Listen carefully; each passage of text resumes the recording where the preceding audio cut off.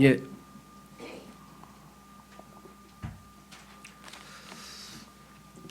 여기도 계실지는 잘 모르겠습니다만은 제가 한때 만난 조금 이상한 그리스도인들이 계셨는데 그분들은 자기는 죄를 안 짓는다는 거예요.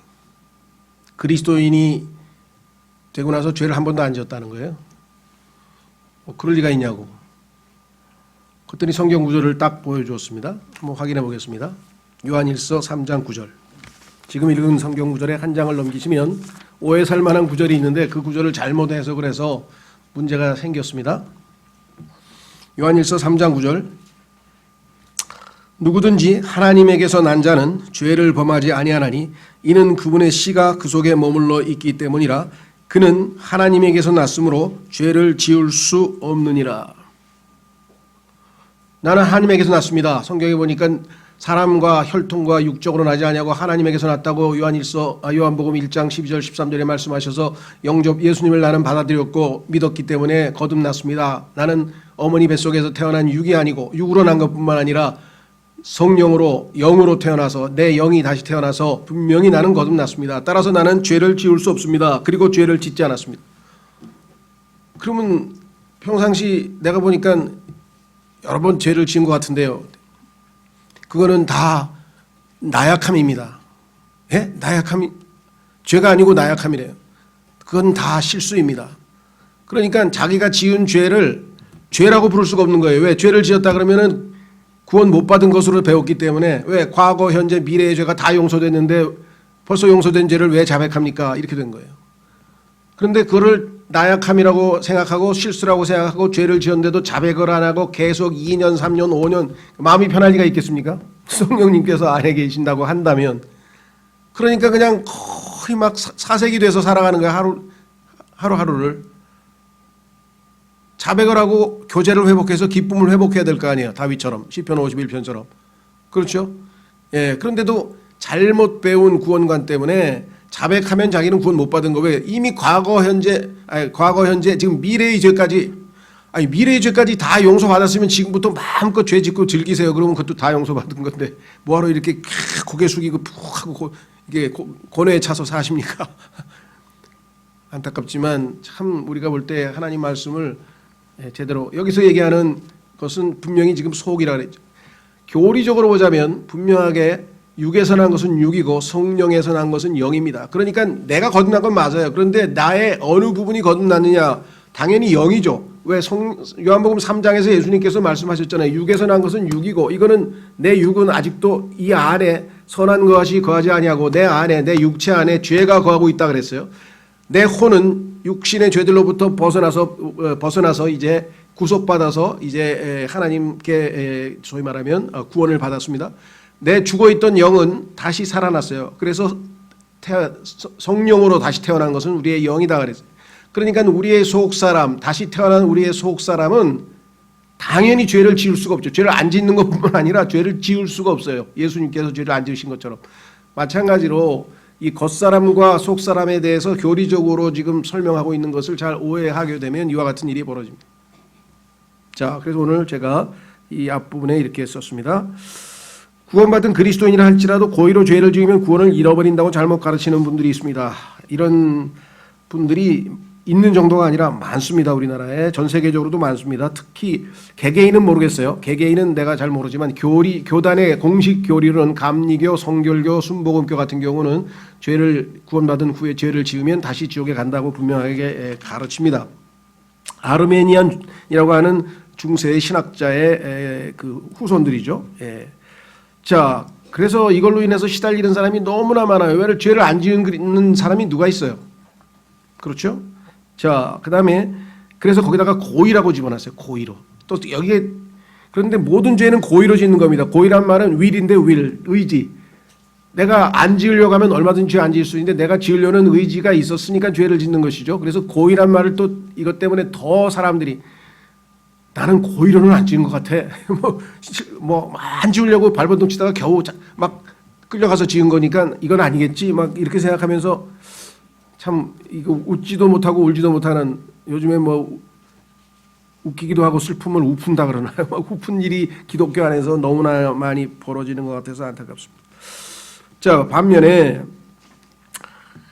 구원받은 사람은 과거, 현재, 미래의 모든 죄들로부터 구원받았으므로 죄를 짓더라도 아무 문제 없다. 아까 지금 말씀한 사람들은 얘기한 것처럼 죄를 안 지었다 그러는데 이 사람들은 죄를 지어도 아무 상관없다. 이미 용서받은 거다. 이렇게 해서 마음껏 죄를 짓는 어떤 길을 터놓은 사람들이 있어요. 자, 그러나 성경에서 보면은 분명히 로마서 6장, 로마서 3장에서 죄를 지으면서 그와 같은 핑계를 대는 사람들에게 그래서는 안 된다. 그것은 완전한 잘못이라고 성경에서 분명하게 선언을 하고 있습니다. 우리나라에도 그런 교회가 있어요. 그 교회 이름을 제가 또 굳이 말하지는 않겠습니다만은 어떻게 가르치느냐. 우리가 죄를 지어서 예수님께서 십자가에서 우리를 위해서 피를 흘리시고 구속을 하시고 그 덕분에 우리가 의롭게 되고 은혜를 얻은 건 맞지만 그 덕분에 예수님이 영광을 받은 거 아니냐. 그러니까 우리의 죄 때문에 하나님이 영광을 받으셨다는 거예요. 그럼 내가 죄를 한 5개 지었는데 예수님이 영광 받으셨다면 한 100개 지으면 더 많은 영광을 받으실 거 아니냐. 왜? 그렇게 긍휼이 많으신 분이니까. 나를 더 많이 용서해 주셨으니까. 이런 궤변을 늘어놓으면서 저항했던 사람들이 초대교회부터 있었어요. 오늘날도 많고요. 그래서 사도 바울 때부터 성경에 로마서 3장, 로마서 6장에서 God forbid, 그게 하나님은 금하신다 이랬는데 절대로 아니다 이런 표현으로 요즘에 사용되죠. 말이 안 되는 짓을 하는 것이죠. 어떻게 하나님께서 죄를 통해서 영광을 받으십니까? 하나님은 우리의 순종을 통해서만 영광을 받으시지 우리가 죄를 지었기 때문에 하나님은 내 죄를 더 많이 용서해 주시면 더 은혜로우신 하나님이 되신다. 이런 말도 안 되는 논리를 전개하는 사람들이 있어요. 오늘날에도 그 교회 사람들이 있어요. 심지어는 그래요. 예수님이 우리 때문에 영광 받으신 거지 뭐 우리 때문에 영광 받으신 겁니까? 내가 죄를 많이 지어서 용서를 해줬더니 예수님이 더 은혜로우신 분이 된 겁니까? 참 우리가 상상하기 어려운 그런 이상한 논리를 주장하는 사람들도 여전히 기독교인이라는 이름으로 있습니다. 지금. 자, 물론 구원은 하나님의 선물이며 영원히 보장이 됩니다. 구원을 자꾸 또 잃어버린다고 하는 사람들이 있죠. 자, 하나님의 아들이 됐다. 이 땅에 내가 태어나서 우리 아버지의 아들이 됐다. 그러면 그 아들이라고 하는 신분은 바뀔 수가 없어요. 아무리 내가 불효자고 아무리 속을 썩이고 아무리 망난이라도 아들이라는 신분 자체가 바뀌질 않습니다. 하나님께서 우리를 하나님의 아들로 선포하셨는데 그 다음에 내가 정말 계속해서 죄만 짓고 그러다 할지라도 신분 자체가 하나님과의 우리의 관계 자체가 아버지와 아들과의 관계 자체가 사라지는 것은 당연히 아니죠. 물론.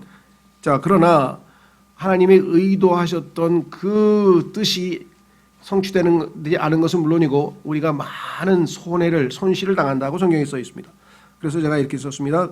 그러나 구원받은 사람이 죄를 지으면 죽어서 하늘나라에 가는 것 말고는, 이거는 하나님께서 예수님 덕분에 우리에게 주신 구원의 선물이기 때문에 이것은 변화되지 않죠. 그러나 그것만 한 가지 빼고는 다 잃어버린다. 이게 다 몽창. 여기 나와 우리가 7가지만 살펴봅니다. 오늘은 많은 손실을 입습니다. 예, 손실을 입어요. 주님은 단지 죄의 형벌로부터만 우리를 구원한 것이 아닙니다. 형벌, 지옥에 가는 것, 진노, 나는 지옥에 안 가 이제, 그것으로만 구원한 것이 아니라 지금 현재 이 세상에서 하루하루 살아가는데 죄가 나를 지배해, 여기 권능이라 그랬죠. 죄가 나를 노예로 부려먹고 지배하는 것으로부터도 당연히 뭐예요? 구원해 주시는 거죠. 매일매일. 그래서 우리가 순종하면 구원 얻고 실패하면 다시 죄를 짓고, 그것이 지금 업앤다운으로 오르락내리락 반복하고 있어서 지금 안타까운 일이기는 합니다만은 그걸 놓치면 안 된다. 세 번째는 죄 임재. 마지막 예수 그리스도를 만나는 순간 우리는 영광스러운 몸으로 호련히 우리의 타락한 이 천한 몸이 바뀌면서 성품이 예수님처럼 변화되고 결국은 죄 자체, 죄의 존재 자체가 완전히 우리로부터 결별하죠. 그래서 불못으로 던져지고 우리는 영원히 하나님과 함께하는 복을 누리게 됩니다. 따라서 오늘의 관심은 지금 현재 예수님 만나기 전까지의 지금 현재 매일매일의 하루하루의 우리의 삶에서 만약에 우리가 죄를 짓는다면 어떠한 손실을 입게 될 것인지 한번 확인해 보도록 하겠습니다. 첫 번째, 우리가 죄를 지으면 하나님과의 교제를 잃어버릴 수 있습니다. 구원은 당연히 잃어버릴 수가 없지만 그러나 교제는 당연히 끊겨지죠. 이사야서 59장 2절로 가보겠습니다. 이스라엘과 하나님과의 관계에서 이스라엘이 하나님께 죄를 지어서 잘못을 저지르면 하나님께서 어떻게 하실 것인가 보니까 숨는다 이게. 얼굴 안 본다 이거죠. 여러분들 부모님이 화가 잔뜩 나셔가지고 찾아뵈려고 그랬는데 야 올 필요 없다 올 필요 없어. 난 너 안 만나. 기억나세요? 옛날에 그 누굽니까 태조 이성계가 이방원이가 찾아오니까 안 만나 나중에 함흥으로 도망쳐가지고 찾아오는 사람마다 다 죽여가지고 아예 안 만난다 이게. 왜? 지금 네가 나하고는 관계가 나쁜 관계인데 난 너를 만나기 싫다 이거죠. 하나님은 뭐야? 죄를 지으면 우리가 하나님께서 우리를 만나실까? 그분은 거룩하시고 의로우신 분인데 불의하고 더러운 사람을 어떻게 만나요? 하나님은 순결하셔서 눈이 순결하셔서 차마 악을 보지 못하는 그 순결하신 분이 더럽혀진 죄인이 어떻게 하나님 앞에 나아갈 수가 있느냐? 이사야서 59장 2절 오직 너희 불법들이 너희와 너희 하나님 사이를 갈라놓았고 너희 죄들이 그분의 얼굴을 너희에게 숨겼으므로 그분께서 듣지 아니하시리라. 아무리 찾아와도 문 안 열어준다 이 말. 안 만나게 되게 만나고 싶지 않다 이게. 만날 수도 없어. 하나님은 거룩해서. 그렇죠? 이 교제가 단절돼 버린. 우리가 구원받을 때 하나님께서는 우리와 예수 그리스도를 사귐. 고린도전서 1장 9절에 하나님께서는 우리를 예수님과 사귀도록 해주셨다. 그래서 지금 예수님을 만나서 사랑을 속삭이고 지금 사귐을 지금 진행 중에 있는데 그 사귐이 끊겨버린다. 이게 교제가 끊겨버린다 이 말이에요. 왜? 우리가 더럽혀지고 우리가 죄를 짓게 되면 어마어마한 손실을 입게 되는 것이죠. 그래서 그 옆에 이사야서 1장 15절, 잠언 28장 29절에 보면은 28장 9절에 보면 기도도 하나님께서 그건 가증스러운 거니까 듣지도 않으시겠다. 그래서 구약에서 보면 하나님께서 이스라엘 백성에게 내리는 가장 큰 징계는 뭐냐? 하나님께서 얼굴을 숨기시는 거예요. 복을 내리시지 않고 숨어버리시는 거예요. 안 만나주시는 거예요. 예?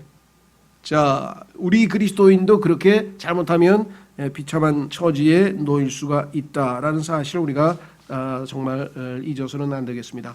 자, 그래서 우리는 첫 번째 제일 중요한 거는 뭐냐? 하나님과의 교제를 잃어버릴 수가 있다. 자, 요한일서 1장 5절로 가시면요. 요한일서 1장 5절로 가시면요.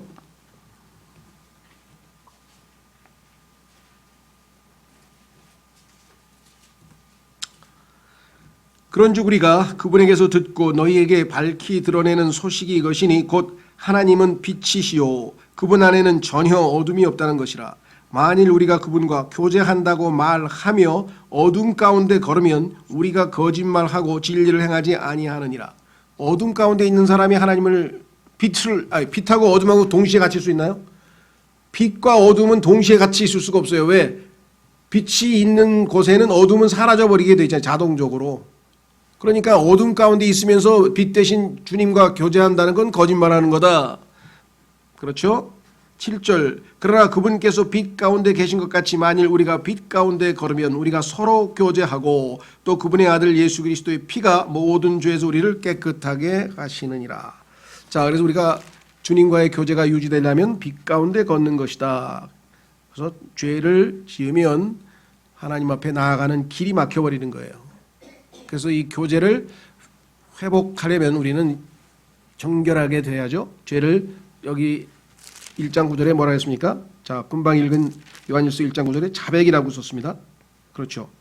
9절 만일 우리가 우리의 죄들을 자백하면 하나님 아버지 제가 이렇게 해서 죄를 지었습니다 라고 입으로 입술로 고백하면 그분께서는 신실하시고 의로우사 우리의 죄들을 용서하시며 모든 불의에서 우리를 깨끗하게 하시느니라. 이렇게 다시 회복이 되는 거죠. 그렇죠? 자, 그래서 여기 지금 나와 있는 예수 그리스도의 이 피로 7절에 보면은 우리가 정결하게 된다. 요즘 분들은 시대가 좋아서 예전에는 일주일에 한 번 목욕을 가는 게 예전에 일주일에 한 번 목욕탕 가서 목욕탕을 갔는데 지금은 욕조 목욕은 아니더라도 하여간 매일 그 샤워를 하는데 어떤 분이 저한테 그래요. 목사님 왜 그래요? 우리 딸은 아침 저녁으로 샤워를 해요. 그래. 예? 한 번도 아니고 아침 저녁으로 2번씩이나요? 훌륭하시네. 왜요? 그래서 우리 그리스도인들도 아침에는 하나님의 말씀으로 깨끗하게 씻고 저녁에는 더럽혀졌으니까 또 예수님의 피로 깨끗하게 씻고 하루에 2번 하면 좋지 뭘 그러세요.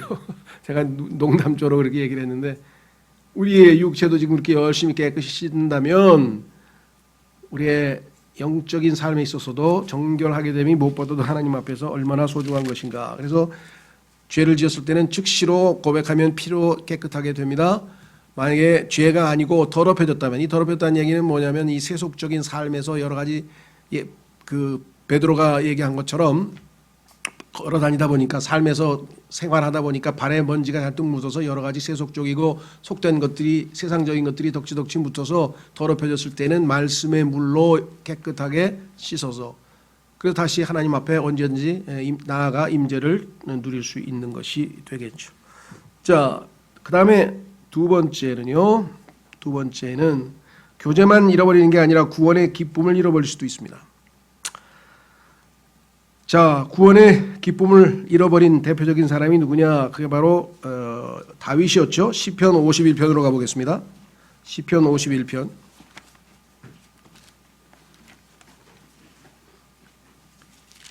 구원받은 사람은요, 세 분류로 셋으로 분류할 수 있는데, 첫 번째, 구원받은 후에 이제 구원의 기쁨을 누리고 있는 사람, 그렇죠? 그다음에 처음에 단계 구원을 확실하게 받았습니다. 그렇죠? 그런데 구원의 확신을 잃어버린 사람, 그다음에 구원의 확신까지는 가지고 있지만 구원의 기쁨을 잃어버린 사람. 자, 첫 번째는 구원을 받았는데 구원을 자꾸 잃어버렸다고 생각하는, 근데 그거는 생각해봐야 자기가 잘못 알아봐야 구원을 잃어버릴 수는 없어요. 정말 구원을 받았다고 한다면. 그렇죠? 네. 그런데 그 사람이 잃어버린 건 사실은 구원을 잃어버린 게 아니라 구원의 확신을 잃어버린 거예요. 자꾸만 죄를 짓고 자꾸만 마귀가 송사하다 보니까 교리적으로 확신하지 않고 진리로 의해서 자유함을 누리지 못하고 자꾸만, 그래서 구원의 확신도 잃어버리고 다니는 그리스도인이 있어요. 구원은 받았는데도 구원의 확신을 잃어버리고 자기가 구원 잃어버렸을 것 같다고 자꾸 의심하고 다니는 사람들도 있어요. 제일 비참한 사람이죠. 주님을 신뢰한다면 나하고 상관없이 예수 그리스도의 공로로 이루어진 구원이 어떻게 없어집니까? 하나님이 나에게 주신 선물을 더러 뺏어간 적이 없는데 왜 없어졌다고 생각합니까? 그건 자기가 착각하고 있는 거죠. 그러나 그리스도인이 죄를 지으면 구원의 기쁨을 잃어버린 그리스도인들은 주변에 세고 셌습니다. 왜? 하나님과의 올바른 관계가 되어 있지 않기 때문에 구원의 기쁨, 그 큰 구원 받았을 때의 그 감동과 그 기쁨은 이미 상실된 사람들이 많이 있죠. 자, 그래서 우리가 얘기하는 것은 그 기쁨에 대한 얘기 한번 확인해 보겠습니다. 시편 51편. 밧세바에게로 들어간 뒤에 죄를 지었는데 거기에 대해서 나단이 다윗에게 지적한 죄에 대해서 다윗은 하나님 앞에 죄를 인정하고 이렇게 얘기를 했습니다. 4절. 내가 오직 주께만 죄를 짓고 주의 눈앞에서 이 악을 행하였사오니 이로써 주께서 말씀하실 때에 의롭게 되시고 판단하실 때에 깨끗하시리이다. 죄를 지었다고 하는 사실을 인정하고 고백했습니다. 그뿐만 아니라 죄를 지었다에 더 본질적으로 지었다보다도 더 깊이 나는 죄인이기 때문에 죄인으로 태어났기 때문에 죄를 지었습니다. 썼죠. 5절. 보소서 내가 불법 가운데서 형성되었으며 내 어머니가 죄 가운데서 나를 수태하였나이다. 그러니까 죄를 지어서 죄인이 된 게 아니고, 이게 중요합니다. 그리스도인들 중에서는 아직도 이걸 모르시는 분들이 있어요. 내가 죄인인데 왜 내가 죄를 지어서 죄인입니까? 그 말이 틀린 건 아니지만 성경에서 가르치는 것은 죄인이기 때문에 죄를 지은 거예요. 그래서 지금 다윗은 그 사실을 인정하고 있잖아요. 내가 단순히 죄를 지은 행동만 회개하는 게 아니라 하나님 내가 원래 죄인입니다 라고 하는 것을 인식할 때 우리는 구원자의 필요성을 인식하겠죠. 그래서 뭐라고 얘기를 했습니까? 7절. 우슬초로 나를 정결하게 하소서. 내가 깨끗하게 되리이다. 나를 씻기소서. 내가 눈보다 더 희게 되리이다. 나로 하여금 기쁨과 즐거움의 소리를 듣게 하사 주께서 꺾으신 뼈들이 기뻐하게 하소서. 기쁨을 다시 회복시켜달라. 기쁨. 12절. 주의 구원의 기쁨을 내게 회복시켜 주시고 주의 자유로운 영으로 나를 떠받쳐 주셔서. 죄를 짓고 나면은요, 구원 자체가 없어지지 않고 또 확고하게 내가 아니라 주님께서 구원을 주시는 주체라는 사실을 알기 때문에 신뢰가 흔들리지 않고 믿음이 있어서 구원의 확신은 안 없어질지라도 당연히 구원의 기쁨은 사라져버리는 것이죠. 그렇죠? 예, 그래서 그리스도인이 누려야 할 그 큰 복을 놓쳐버리게 됩니다. 신앙생활의 순서는 어떻게 되어 있냐? 성령께서 우리 안에서 역사하셔서 하나님 보시기에 의로운 삶을 삽니다. 그러면 그 의는 나에게 화평을 가져다 줍니다. 그러면 그 화평은 나에게 기쁨을 제공해 줍니다. 그래서 하나님의 왕국, 내가 세상 왕국이 아니라 하나님의 왕국 시민이다, 한국 백성일 때는 하나님의 왕국은 먹는 것과 마시는 것이 아니고 눈에 보이는 세상이 아니고 성령 안에서 의와 화평과 기쁨이라. 의로운 삶을 살면 화평과 기쁨이 따라와요. 그런데 불의한 삶을 살면 어떻게 됩니까? 화평 대신에 불안해지고 그 다음에 마음이 고통스럽고 괴롭고 기쁨이 없어진다 이 말이에요. 그렇죠? 예. 그러니까 빨리 자백하고 용서받고 주님과의 교제를 회복해서 다시 새 출발하지 아니하면 이런 이 상실감이 계속해서 우리에게 지속될 수밖에 없다라고 하는 사실입니다. 어떠세요? 그래, 나는 구원의 확신까지는 그 정도로 교리로 내가 진리를 알지. 난 구원은 잃어버릴 수 없어. 난 구원은 확실해, 분명해. 근데 나는 구원의 기쁨을 지금 누리고 있나? 한번 생각해 보시고요. 세 번째, 간증을 잃어버릴 수 있다. 잃어버리는 게 많네요. 그냥 상당히 죄를 지으면. 자, 간증이라고 하는 것은 뭐냐면 나의 삶을 통해서 증인의 역할을 하는 거예요. 내 삶이 예수님이 거룩하신 분이고 하나님은 선하신 분이시고 이것을 사람들에게 증언해 주는 겁니다. 내가 증인이에요. 하나님이 정말 창조주 맞으셔? 예. 그래, 내가 이렇게 새 사람이 됐잖아. 거듭났잖아. 재창조됐잖아. 정말 하나님께서 선하신 분 많으셔? 그럼 나를 이렇게 변화시키셨잖아. 내가 이렇게 선하신 하나님을 체험했잖아. 그러니까 내가 다른 사람들이 하나님을 알아가는 도구, 통로, 수단이 되어서 증인 노릇을 해야 되는데 잘못된 행동을 하게 되면 하나님에 대해서 왜곡된 생각들을 사람들이 갖게 된다 이거예요. 그렇죠? 로마서 2장 24절. 우리에 앞서서 우리도 지금 교회도 지금 그런 꼴이 되어버리고 말았는데요. 예수 그리스도 이전에 그 유대인도 예수님 오시기 전에 유대인도 그런 모습을 보였다고 성경은 분명하게 기록하고 있습니다. 유대인은 하나님으로부터 엄청난 특권을 받은 사람들입니다. 어제 우리 신학원에서 유대인에 대해서 좀 나름대로 자세하게 했었는데 그렇죠? 유대인들은 다른 어떤 민족보다도 어마어마한 특권들을 받았고 로마서 9장에 보면 자세하게 써 있습니다. 그런데 그 사람들이 하나님께 영광을 돌려야 되잖아요. 유대인을 보니까 맞아, 하나님 살아계셔. 하나님은 거룩하신 분이야. 하나님은 의로우신 분이야. 그래, 하나님은 사랑이야. 그래, 하나님은 하고 하나님께 영광을 돌려야 되는데 유대민족을 보고 에이 하나님 뭐 그래. 모독을 당하셨어요. 하나님의 이름이. 자, 로마서 2장 24절. 로마서 2장 24절. 이것은 기록된 바 하나님의 이름이 너희로 말미암아 이방인들 가운데서 모독을 받는도다 함과 같으니라. 나의 행동을 통해서 사람들이 예수 그리스도를 높일 것인가? 기독교를 기독교 그래도 괜찮은데? 라고 할 것인가? 아니면 반대로 답할 것인가? 그렇죠? 죄를 지으면 어떻게 되겠어요? 저 사람 뭐 밤낮 뭐 기도하고 그냥 찬송하고 그러는데 저런 짓을 했어?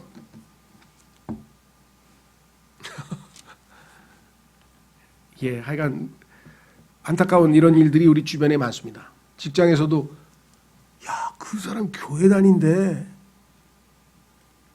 왜? 그래서 뭐예요? 어쩐지 다르긴 다르다. 이러면 좋은데 다행이다 내가 교회 안 다니기. 이렇게 나오면은 간증 우리가 상실해 버리는 경우가 얼마나 많으니까 우리 때문에 이게 그리스도인으로서 사실 굉장히 뼈 아픈 거죠. 그렇죠? 과거에 어떤 사람이 진짜 신앙생활을 자기가 결단을 하고 잘했대요. 왜 그러냐니까 효자가 됐대요. 효자가 착한 사람이 부모님에게 속삭이는 아주 망나니였다가 효자가 됐대요. 왜 그러냐니까 사람들이 가다가 자기를 보더니 뒤에서 수군거리더래요.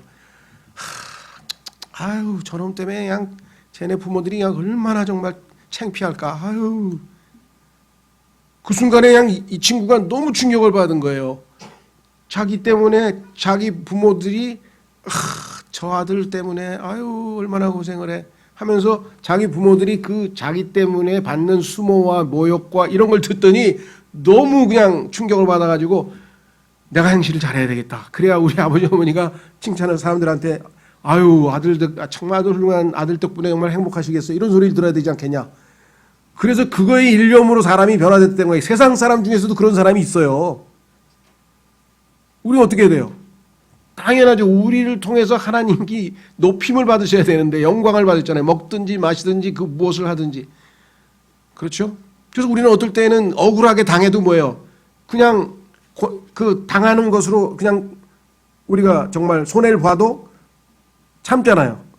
예수님께서 욕을 잡수셔도 욕을 맞받아치지 아니하고 위협을 가해도 답을 안 하셨다 그랬잖아요. 그냥 입 다물고 가만히 계셨다 그랬잖아요. 그러니까 예수님 때문에 세상적으로 보면 손해를 보거나 억울한 일을 당하거나 비방을 당하는 일이 우리가 있을 수 있고 그것 때문에 그것을 은혜로 잘 이겨내고 넘기면 큰 영광을 누린다고 베드로전서에 약속을 했잖아요. 그렇죠? 그러니까 우리가 간증을 잃어서는 안 된다. 여기 나와 있는 창세기 19장에 보면은 그 유명한 롯과 아브라함의 관계죠. 아브라함이 마음이 무거웠어요. 그러니까 이방인들이 주변에서 수근수근 대는 거야. 수근수근. 야, 제 삼촌하고 제 작은아버지하고 지금 조카인데 밤낮 싸워. 왜 싸우냐 그랬더니 두 사람이 싸우는 것도 싸우는 거지만 두 사람보다는 밑에 있는 그 목동들이 목초지가 좁아. 양을 서로 가축을 먹여야 되는데 지금 풀이 모자라 가지고 그 밑에 있는 목동끼리 싸우고 있다는 거예요. 그러니까 아브라함은 이 일 때문에 이방인들이 하나님의 백성인 자기 둘이 다투는 것으로 생각하고 손가락질하고 수군대고 하는 것을 들었으니 얼마나 많이 그래서 결단했죠. 아 내가 하란에서 하나님께서 친지 다 두고 떠나라 그랬는데 내가 그냥 자신이 없어가지고 롯을 데리고 왔던 게 아이고 천추의 한이다. 절반만 순종한 게 정말 뭐 그렇게까지 회개했는지는 잘 모르겠지만 그 마음도 들었을 거예요. 그때 내가 완전히 100% 순종해서 롯도 놓고 와야 되는데 롯을 데리고 와서 이렇게 문제가 생겼구나. 일제히 결단 내려야겠다. 하나님께서 원하시는 것은 롯과도 성별, 구별하는 거잖아요. 그래서 뭐예요? 이제라도 롯과 결별해야 되겠다. 왜? 롯은 just 롯, 의인이긴 했지만 세상적으로 너무나 영적으로 아브라함과 맞지 않았어요. 하나님을 따르는 자가 아니고 세상을 추구하는 자였죠. 그래서 어떻게 했어요? 롯에게 안 되겠다. 네가 먼저 갈 곳을 택하면 내가 나중에 반대로 가마. 좁아서 싸우면 이방 사람들이 우리를 비방하고 하나님이 이름이 욕됨을 당하면 어떻게 되겠느냐. 그래서 결국은 롯이 선택을 했는데 역시 롯은 세상적인 사람이기 때문에 소돔 쪽을 바라보고 거기에 펼쳐진 그 아름다운 초원을 보면서 이야 좋다. 그렇죠? 대마도 이야 좋다. 세상 보니까 이야 좋다. 그렇게 해서 가버렸잖아요. 그래서 아브라함은 그나마 간증을 지킬 수가 있었던 것이죠. 그 이외에도 아브라함이 그 간증을 지킨 장면들이 여러 번 나옵니다. 예. 전쟁에서 승리했는데도 전리품 다 가져가시라 그랬더니 난 너한테 한 푼도 안 받는다. 난 너한테 안 받아. 하나님이 주시면 모를까 난 너 때문에 부자 됐다는 소리는 난 안 듣겠다. 이렇게 하면서 당연한 권리거든요. 왜 전쟁에서 이겼으니까 그 사람 다 뺏어온 거 아니에요. 그런데도 일체 그런 걸로 인해서 책 잡을 일을 안 했단 말이에요. 책 잡힐 일을 안 했다 이 말이죠. 자, 그래서 우리는 잘못하면 우리 행실 때문에 죄를 지으면 당연히 사람들이 손가락질하죠. 아이고 뭐 용서받았다고 막 할렐루야 하더니 저거 왜 저 모양이냐, 왜 저러냐, 뭐 이렇게 얘기가 되겠죠. 그게 사소한 뭐가 됐든지 간에 작은 죄부터 큰 죄 이르기까지 다 직장 생활에서도 지켜보고 있고 이웃 사람들도 지켜보고 있고 가만히 보고 있습니다. 저 사람 예수 믿는다 그러고 밤낮 성경 끼고 댕기고 뭐 흥얼흥얼 찬송도 부르고 댕기는 것 같은데 어디 보자 어떻게 하고 있나 어디 보자 이러고 있다가 우리를 보고 역시 다른데 이러고 하나님께 영광을 돌리면 너무나 좋겠는데요. 그것이 하나님이 기뻐하실 일인데 그렇지 않은 경우가 뭐냐 우리가 죄를 지을 때다. 네 번째 섬김을 잃어버릴 수 있습니다. 그것은 뭐냐 하나님께서는 더러운 그릇을 쓰지 않으세요. 디모데 후서로 가보겠습니다. 하나님이 사용하시는 그릇은 깨끗한 그릇이라고 성경에 분명히 써 있거든요. 좋은 그릇 아닙니다. 막 아주 고급 그릇 아니고 하나님이 쓰시는 그릇은 깨끗한 그릇이라고 성경에 분명하게 나와 있어요. 아우 사도 바울 같이 가말리엘 학파에서 공부하고 철학 그다음에 문학 뭐 그냥 저 정도의 뭐 스펙은 갖춰야 뭐 하나님이 사용하시지 뭐 나 같은 사람은 하나님이 쓰실 수 있을까? 그거는 사도 바울은 예외적인 케이스였고요. 베드로는 뭐예요? 어부잖아요. 예수님도 뭐예요? 목수잖아요. 예수님 제자들 중에 그 사도 바울 빼고 뭐 이렇게 뛰어나게 그런 사람 거의 없어요. 사도 바울도 그렇다고 해서 똑똑하고 그런 사람을 안 쓰시는 거냐? 그건 또 필요하면 쓰세요, 하나님께서. 그것이 전제가 되지 않아요. 그러나 일반적인 원칙은 성경에 뭐라 그랬습니까? 없는 자, 그렇죠? 어리석은 자, 가난한 자, 소위 말하면 세상의 밑바닥에 있는 사람들이 거의 주종을 이루었어요. 예수 그리스도를 믿는 구원받은 사람들 중에서. 그러니까 오늘날 이제 점점 세상에 이제 중산층도 생겼지만 초창기는 거의 그런 사람들 뿐이어서 고린도전서에 보면 그 원칙이 나옵니다. 하나님께서는 항상 그런 자들을 들어서 그들을 변화시키셔서 하나님께서 영광을 받으신다. 디모데후서 2장 20절.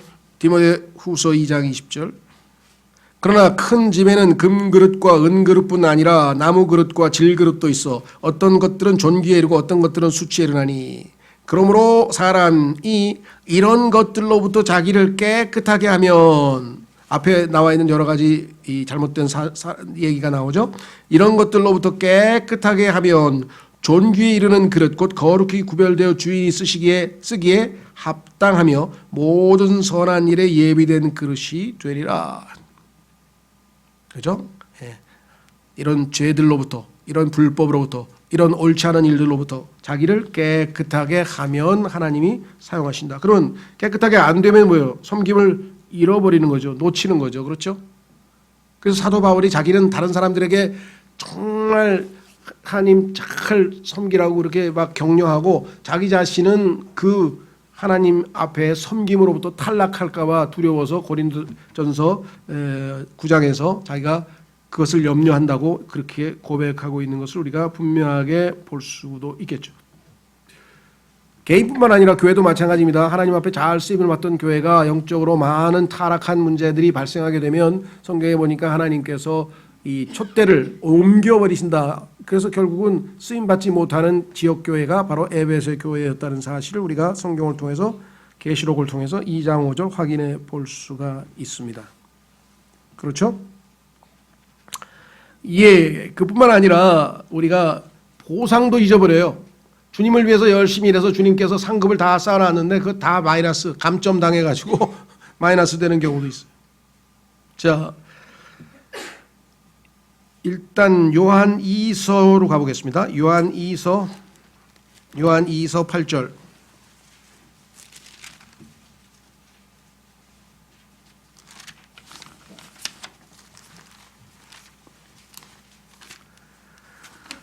요한 2서 8절 너희 자신을 살필지니 이로써 우리가 이룬 그것들을 우리가 잃지 아니하고 충분한 보상을 받으리라. 그렇죠? 잘못하면 우리가 보상도 잃어버릴 수가 있습니다. 그 고린도전서 어디 갔어요? 3장 15절에 가면 여러분 그 제가 이 땅에서 살아온 모든 삶에 대해서 하나님께서 평가를 하시는데 그 평가 때 손실을 당하는 일이 발생한다. 열심히 나름대로 하나님을 위해서 했다고 쳤는데 하나님 보시기에 옳지 못한 방법으로 옳지 못한 동기로 그래서 결국은 육신의 노력으로 육신의 일을 하게 되면 하나님께서 그것은 받아들여 줄 수 없다. 이렇게 분명하게 나와 있죠. 자, 한번 확인해 보겠습니다. 고린도전서 3장 12절. 고린도전서 3장 12절. 그런데 만일 어떤 사람이 이 기초 위에 금이나 은이나 보석이나 나무나 건초나 짚을 세우면 하나님의 일을 한다고 나름 했습니다. 각 사람의 일이 지금은 잘 모르지만 언젠가 드러날 것이다. 그 속성이 똑같은 일을 해도 어떠한 마음으로 했느냐. 그렇죠? 예. 성경에 보니까 진리를 speaking the truth. 진리를 말하라. 근데 우리 진리를 말할 수 있어요. 근데 어떤 마음 자세를 해야 되냐. in love. 사랑으로 형제 자매들을 사랑하기 때문에 내가 비록 진리의 말씀으로 저 사람이 찔림을 받고 또 마음이 기분이 나쁠 수도 있겠지만 그러나 내가 사랑하기 때문에 진실된 마음으로 진리를 전하는 거하고 진리를 외치는데 이런 그것도 모르느냐 이 무식한 자들아 말이야 너희는 진리를 하면서 막 경멸하는 자세로 할 수도 있는 거고 똑같은 행동을 해도 하나님께서 보시는 것은 겉모습이 아니고 뭐예요? 항상 inner motive 속의 동기 내적 동기라 이 말이죠. 어떤 동기로 그 일을 했느냐 그래서 그 의로운 일이 구원받지 못하고 거듭나지 않은 사람들은 다 뭐예요? 하나님 보시기에는 인간이 한 의로운 행위야. 겉보기에는 의로운 행위인데도 불구하고 그게 다 더러운 누더기처럼 보이는 이유는 그 속에 있는 그렇죠. 거듭나지 않은 그 속에 있는 성품이 거기에 묻어 있기 때문에 하나님은 내적 동기를 보시고 그것을 다 더러운 누더기로 간주했죠. 잘못된 일이 아니라 인간이 한 의로운 일인데도 불구하고 우리의 의는 다 더러운 옷과 누더기 같다고 한 것이 바로 이사야서 64장 6절의 고백입니다. 그리스도인들도 마찬가지란 말이죠. 분명히 좋은 일을 한 것 같은데 하나님 보시기에는 그게 다 뭐예요? 더러운 누더기 같은 거. 그럼 어떻게 해요? 다 태워야지. 여기 써 있네. 자, 뭐라고 했나 보십시오. 13절. 각 사람의 일이 드러나리라. 그날이 그것을 밝히 드러내니 이는 그것이 불에 의해 드러나고 그 불이 각 사람의 일이 어떤 종류인지 그것을 시험할 것이기 때문이라. 어떤 사람이 그 기초 위에 세운 일이 남아있으면 그는 보상을 받고 어떤 사람의 일이 불타면 그는 보상의 손실을 당하리라. 보상의 손실을 당한다. 그러나 그 자신은 구원을 받되 불에 의해 받는 것 같이 받으리라. 구원은 안 잃어버린다 라고 써 있잖아요. 그렇죠? 자, 구원과 관련된 게 아니라 우리가 보상을 손실을 당한다. 열심히 이 땅에서 신앙생활 해놓고 나중에 가서 다 잃어버리고 남는 게 하나도 없으면 그처럼 억울한 일이 어디 있겠는가. 여섯 번째 건강을 잃어버릴 수 있다라고 성경에 분명히 써 있네요. 자, 우선 여기는 안 나와 있지만 우선 한 구절 로마서 8장 13절로 가보겠습니다. 로마서 8장 13절로 가면은 로마서는 8장은요 성령을 따라 살 것인지 육신을 따라 살 것인지 그 문제에 대한 얘기인데요.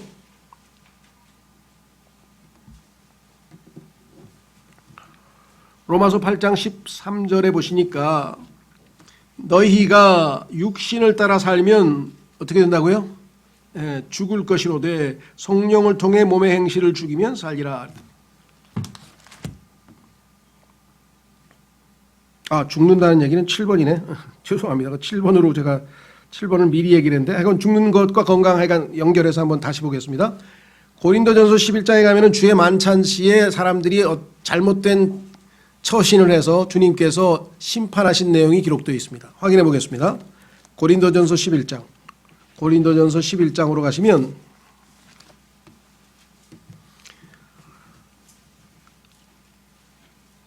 주의 만찬 때에 있었던 참 바람직하지 않은 모습들이 17절서부터 쭉 연결되어 있어요. 그렇죠?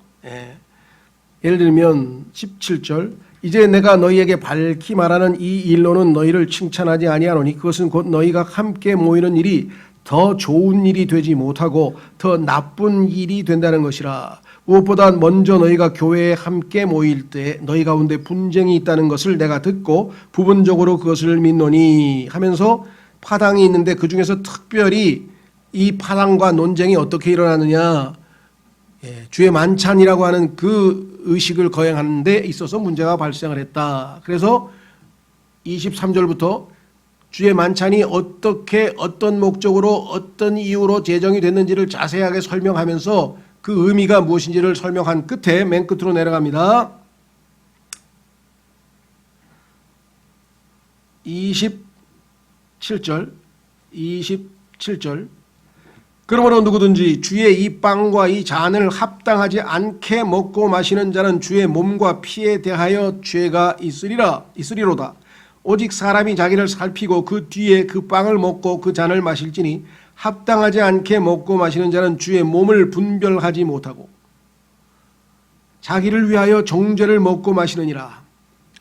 주의 만찬 때 성경적 원칙에 의해서 합당하지 않게 행동해서 잘못을 저지르면 하나님께서 어떠한 징벌을 주시는가. 30절 이런 까닭에 너희 가운데 조금 정도가 낮은 경우에는 약하다. 몸이 약해지고 두 번째는 뭐라 그랬습니까? 병든 자가 많고 병도 들게 하시고 죄를 지으면 잘못하면 병도 들 수도 있고 심지어 마지막 순간에는 잠자는 자도 많도다. 이게 죽는 거죠. 자, 좀 우리가 예민한 주제인데요. 성경에 보니까 우리의 질병과 치유에 대해서 아주 기본적인 원칙을 제시했는데 이 문제로도 그리스도인들이 많이 혼동을 합니다. 어떤 병에 걸렸다. 성경에 따르면 병에 걸렸을 때에는 기본적으로 세 가지를 우리가 고려해야 됩니다. 첫 번째, 내가 혹시 무슨 죄를 저질렀는가? 죄에 대한 심판으로 하나님께서 병을 주실 수가 있습니다. 예를 들면 미리암 같은 사람 죄를 지어서 나병을 하나님께서 주셨죠. 예. 그래서 병이 죄의 심판인 경우가 성경에 있어요. 그러나 모든 질병이 다 하나님의 죄의 심판인가? 그건 아닙니다. 그걸 조심하셔야 돼요. 그리스도인이 너무나 쉽게 그렇게 판단해서 다른 지체들을 판단하는 수가 있어요. 다른 지체들이 무슨 심하게 아프거나 이렇게 됐을 때 무슨 하나님 앞에 죄를 지어서 벌 받는 거 아닌가 그렇게 생각하는 경우가 있는데 그건 굉장히 위험한 생각이죠. 욥의 친구들은 욥이 비참하게 그렇게 고난당하고 질병에 걸렸을 때 뭐라 그랬어요? 하나님 앞에 어마어마하게 큰 병에 죄를 지어서 그런가 보다 하고 막 굉장히 질책을 하고 했었죠. 조심해야 돼요. 1차적으로 평상적으로 우리가 걸리는 무슨 감기라든가 이런 일상의 내 관리 소홀로 일어나는 그런 죄들은 그런 병들은 말고 좀 심각한 병이 걸렸을 때에는 하나님께 물어야죠. 첫째, 하나님 정말 무슨 죄를 지어서 하나님이 나를 그 징계를 통해서 깨닫게 해주시기 위해서 하신 것인지 만약에 그게 아니라면은 그렇죠. 예.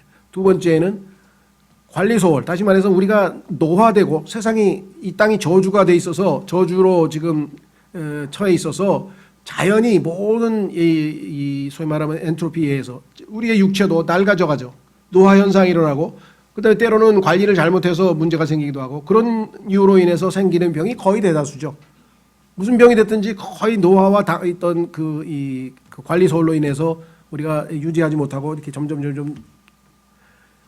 그 다음에 이것도 아닌 것 같아. 내가 지금 왜 이렇게 병에 걸렸는지 답을 얻을 수 없다. 그럴 때는 성경에 보니까 이제 하나님의 영광을 위해서 특별히 전 나사로 같이 병에 걸려서 이제 죽게 됐을 때 하나님께서 영광을 받기 위해서 그런 특별한 예외적인 경우가 있어요. 그런 간증들이 덜어 있습니다. 그런데 아주 예외적이죠. 그러면 더 보편적인 것은 무엇인가? 그것은 바로 우리의 영적 성장을 위해서 하나님이 허락하시는 거예요. 그게 뭐냐? 예방주사 같은 거죠. 그 다시 말하면 바울이 너무나도 하나님으로부터 많은 계시를 받고 많은 면에서 쓰임을 받으니까 잘못하면은 교만해질까봐, 그렇죠? 자만할까봐 하나님께서 그에게 미리 예방주사를 해서 육체의 가시를 몸에 두었다라고 성경은 기록했습니다. 그러니까 우리가 잘 판단을 해야 되는데 여기서 우리가 주목할 것은 죄를 지으면 하나님께서 질병이라고 하는 수단으로 회초리로 우리를 징계하실 수 있다. 하나님의 징계의 그 막대기 성경에 보면 하나님께서 회초리를 때린다 그랬는데 그 회초리 종류가 몇 가지 있어요. 그 중에 하나가 질병인 것은 분명하다. 오늘 지금 이 고린도 전서에도 봤잖아요. 그렇죠? 예. 자, 그래서 때로는 우리가 죄로 인해서 건강도 잃어버릴 수가 있다라고 하는 것을 우리가 좀 주목하셔야 되겠고요. 마지막으로는 아까 봤었는데 이 잠자는 사람도 있다 그랬잖아요. 성경에 보니까 잠드는 것은 우리의 육체가 죽은 것에 대한 언급인 것을 우리가 성경에서 확인해 볼 수가 있죠. 자, 그뿐만 아니라 고린도전서 5장 5절에 가면 그 유명한 아나니아와 삽비라 사건이 있습니다. 많은 사람들 중에는 이 아나니아와 삽비라가 과연 이게 구원을 받은 사람이냐 안 받은 사람이냐 그것도 쓸데없는 논쟁을 하는 것 같은데요. 자, 사도행전 5장으로 가시면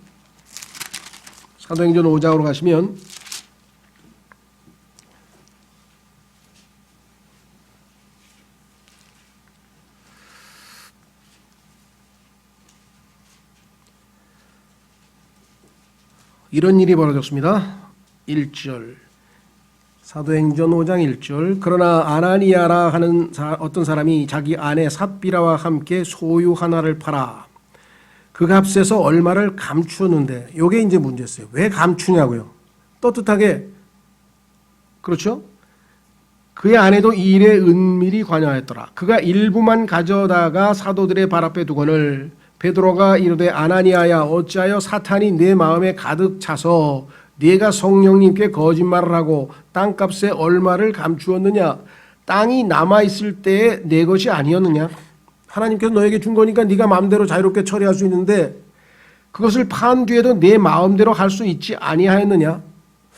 내가 이걸 다 팔았지만 내 믿음이 하나님께 다 드릴 수는 없고 절반만 바치겠다. 뭐 3분의 1만 바치겠다. 아니 네 마음대로 자유로 하나님이 주신 것인데 왜 그렇게 위선적으로 일부만 감추면 일부를 내면서 감추어 놓고 다 바친 척 했느냐? 이게 위선이죠. 내가 어찌하여 이 일을 내 마음속에 품었느냐? 내가 사람들에게 거짓말하지 아니하고 하나님께 하였도다 하니 아나니아가 이 말을 듣고 쓰러져 숨을 거두매 이 일들을 들은 모든 사람들에게 큰 두려움이 임하더라. 글쎄요, 오늘날 이렇게 하나님께 거짓말해서 즉사하고 뭐 이런 일들은 별로 없는 것 같아요. 이 당시에는 초대교회가 막 생겼기 때문에 하나님께서 시범 케이스로 어떤 두려움, 하나님의 임재, 두려움을 보여주신 것 같은데요.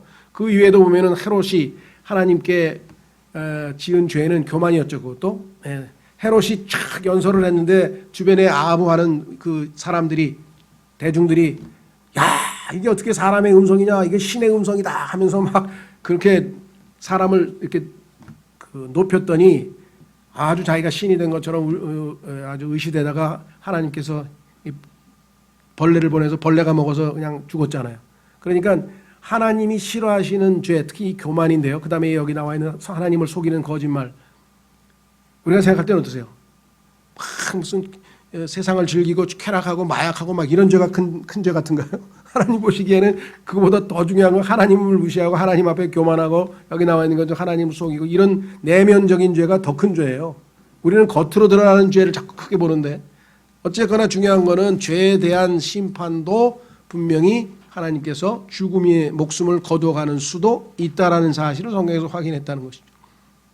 오늘날 뭐 실제로 얼마나 그런 일들이 벌어지는지는 우리는 모르지만 확실한 건 그것이다. 자, 그래서 마무리를 짓겠습니다. 그리스도인 중에서 특히 구원의 확신을 정확하게 교리적으로 아는 분이 있어요. 구원의 영원한 보장, 이거는 하나님께서 우리에게 주신 확실한 말씀이다. 그게 확고하게 있어요. 잘못된 거 없죠. 그런데 그것이 혹시, 그렇죠? 그것이 혹시라도 내가 죄를 가볍게 짓는 어떤 믿는 구석으로 가면 곤란하다는 얘기. 요걸 믿는 구석이 있기 때문에 에이 뭐 죄져도 뭐 자백하면 금방 용서받는데 뭐 이렇게 된 마음 상태는 이미 이제 상당히 위험 수준에 온 것이라는, 의외로. 그렇죠? 예. 근데 그런 경우가 있어요. 너무나 많어. 그러다 보니까 일부 사람들은 또 어떻게 얘기했느냐. 그리스도인이 아까 얘기한 것처럼 죄를 짓게 되면은 다시 구원을 잃어버릴 수도 있다. 아니면 적어도 조금 물러나서 그래 하늘나라에 가서 지옥 가는 것은 확실해. 지옥은 안 가는 것 분명해. 그러나 하나님께서 그런 사람들은 어떻게 해요? 환난을 통과하게 해서 정금같이 고난을 통해서 빚어낼 거야 아마. 이렇게 해서 또 교리를 하나 만들었어요. 근데 성경에는 그런 교리는 없어요. 보상에 대해서는 하늘나라에 가서 손실을 당하는 건 있어도 이 땅에서 하나님께서 정금같이 변화시켜서 완전하게 만든 다음에 그러면 하늘나라에 휴거될 사람이 있어요 없어요? 이 땅에서 완전히 성화를 이루어서 하나님 보시기에 하늘나라 갈 만한 자격이 있는 사람이 있습니까 이 땅에? 그건 없어요. 그건 자기 의가 가득한 사람이 야 그래도 나 정도는 돼야 휴거되지. 야 쟤는 아이 뭐 저 정도인데 어떻게 휴거가 돼? 나랑 급이 다른데. 이렇게 생각하는 분이 있는데 그거야말로 비극입니다. 하나님 앞에서 자신을 발견한 사도 바울은 죄인의 우두머리라고 고백을 했습니다. 그렇죠? 자, 그래서 우리가 이런 문제에 있어서 혼돈을 일으키면 안 돼요. 그렇다고 해서 죄를 가볍게 여기서는 더더군다나 안 되는 것이겠죠. 왜? 죄는 우리를 너무나 쉽게 얼검해서 노예로 만들어서 비참하게 만들어요. 행복할 수 있는 그리스도인이 비참한 그리스도인이 된다는 거죠. 자, 마치겠습니다. 히브리서 12장 한 구절 읽고 마치겠습니다. 히브리서 12장.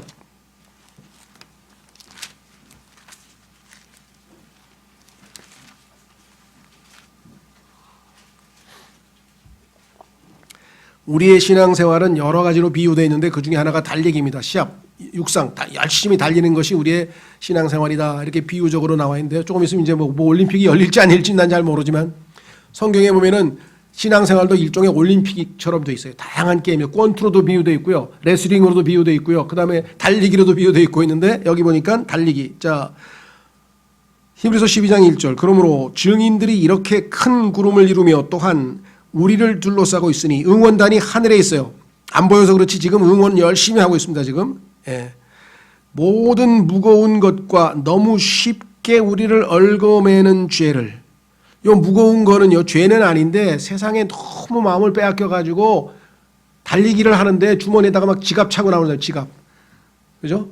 아니 지금 달려야 되는데 그 달리는 선수가 주머니에다가 지갑 넣고 오고 뭐 이런 무거운 것들을 넣고 달리진 않을 거란 말이죠.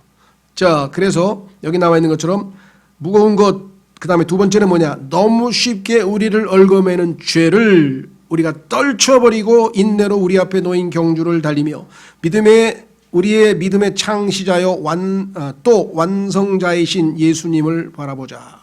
그분께서는 자기 앞에 놓인 기쁨으로 인해 십자가를 견디사 그 수치를 멸시하시더니 이제 하나님의 왕자 오른편에 앉으셨느니라. 이 믿음의 경주를 할 때 우리에게 해야 될 일 중에 하나가 너무 쉽게 우리를 얽어매는 죄를 우리가 떨쳐버리자. 오늘의 교훈이죠. 다 같이 주님, 제가 예수 그리스도의 그 보배로운 피로 죄들로부터 구속받고 참으로 은혜를 누리는데 너무나 쉽게 죄를 짓고 결국 죄에 얽매여서 이 땅에서 죄 짓고 자백하고 용서받는 그런 악순환에서 참 안타까운 신앙생활을 하고 있습니다. 그러나 주님께서는 매일매일의 삶에서 죄의 권능으로부터 우리를 능히 승리케 하시는 분이심을 믿고 믿음으로 헌신하고 순종하는 삶으로 하나님을 영화롭게 해 주십시오. 다 같이 기도하겠습니다.